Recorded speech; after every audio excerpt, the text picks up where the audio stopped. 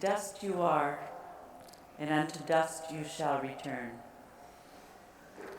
With these words, the season of Lent begins, and we begin our annual pilgrimage from dust to glory, from death to life, from darkness to light.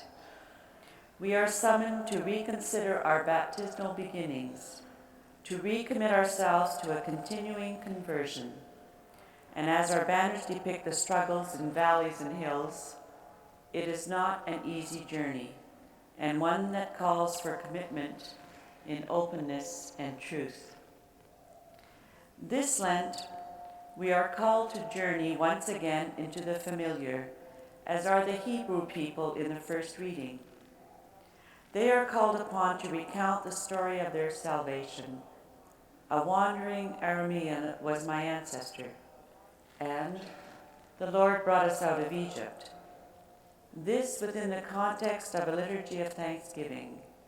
So now I bring the first fruits of the ground that you, O Lord, have given me. In the course of our journey, we shall recount, not for no reason at all, but in order to experience anew the story of our salvation, our own salvation history. The Deuteronomy story says that it is because of who I am that I am able to do what I do. I am who I am because of my sacred story. In the Gospel from Luke, Jesus is led into the desert and subsequently tempted by the devil. Temptations under the guise of something good. The basic thrust of the story is that Jesus was tempted to get himself detached and move away from the core of his life, the will of his Father, and to settle for something less demanding and more comfortable. The desert has always held a fascination for me, for it is the place par excellence of transformation, conversion, and growth. A place of fasting and of prayer, of life and death, of darkness and light. In the desert, I am stripped of everything that can and does interfere with life and growth. So this narrative, then, helps to teach us that our journey from dust to glory will be fraught with struggle, but in the end, with the help of the Holy Spirit, our saving stories will find happy conclusions. Thus, Lent, for me, is not a time of giving up, but rather a time of going into. As Jesus went into the desert, the Hebrews enter into their history. So are we called to enter into our salvation history. I invite all of you this Lent to enter into your own personal desert. For the desert is a place where God can seduce us and there speak to our hearts.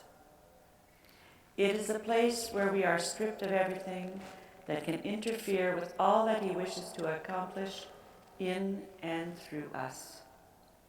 It is a place of preparation. In the desert we can fast, a notion we are not as familiar with today as we were many years ago.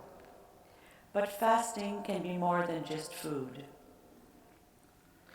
In my own personal journey through my desert, I have had to fast from many things. I have had to fast from negative attitudes, such as being judgmental or critical of others. I have had to fast from despair, from fear, anxiety, or hopelessness. I have been slowly stripped of that which can clutter my life, those things that can block God's plan for me. I would not do it that way.